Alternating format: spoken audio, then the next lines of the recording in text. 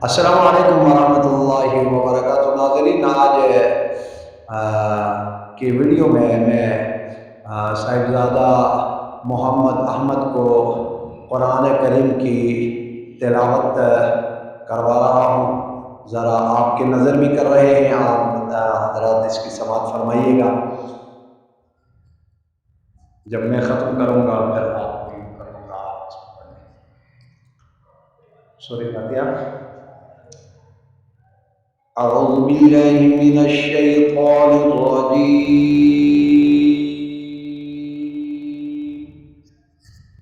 أعوذ بالله من الشيطان الرجيم.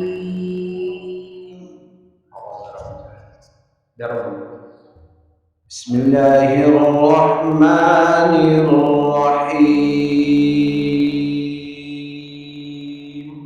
بسم الله الرحمن الرحيم. अल्हम्दुलिल्लाहि रब्बिल आलमीन अर्रहमानिर रहीम मालिकि यौमिद्दीन।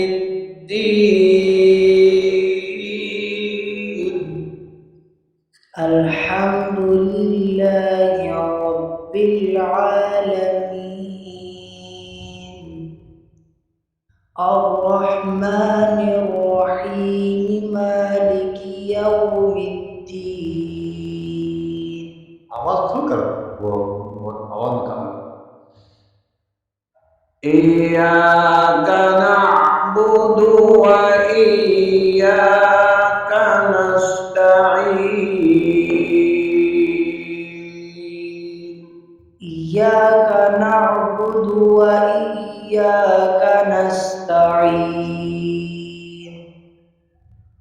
اهدنا الصراط المستقيم صراط الذين أنعمت عليهم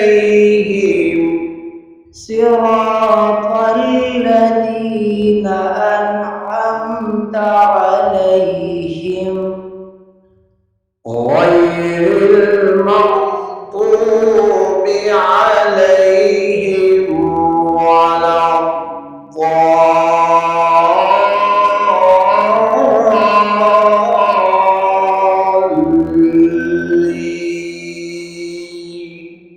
غير المغضوب عليهم ولا الضالين.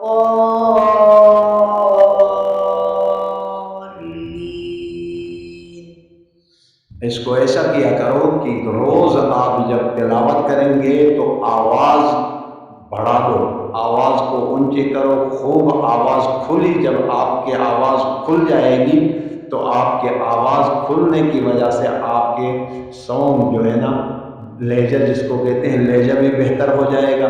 जब आप अंदर घुट घुट के पढ़ेंगे ना तो उससे आवाज भी नहीं बनती है और इससे सांस भी नहीं बढ़ता है। सांस बढ़ाने के लिए कम से कम इतना है कि आपने ऊंचे आवाज में एक एक आयत को बार बार आप रिपीट कर दें। जैसे कि अल्हम्द, अगर आपने किरत करना है तो किरत का अंदाज और होता है, हदर का अंदाज और होता है। जैसे कि अभी हदर है अल्हम्दुलिल्लाहि रब्बिल आलमीन अर्रहमानिर रहीम मालिकि यौमिद्दीन इय्याका नअबुदु व इय्याका नस्तईन इहदिनस सिरातल मुस्तकीम सिरातल लज़ीना अनअमता अलैहिम गैरिल मग़ज़ूबि अलैहिम वलद्दाल्लीन।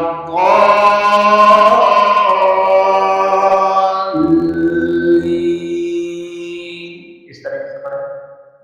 الحمد لله رب العالمين الرحمن الرحيم مالك يوم الدين إياك نعبد وإياك نستعين اهدنا الصراط المستقيم صراط الذين أنعمت عليهم عليهم ولا الضالين. صدق الله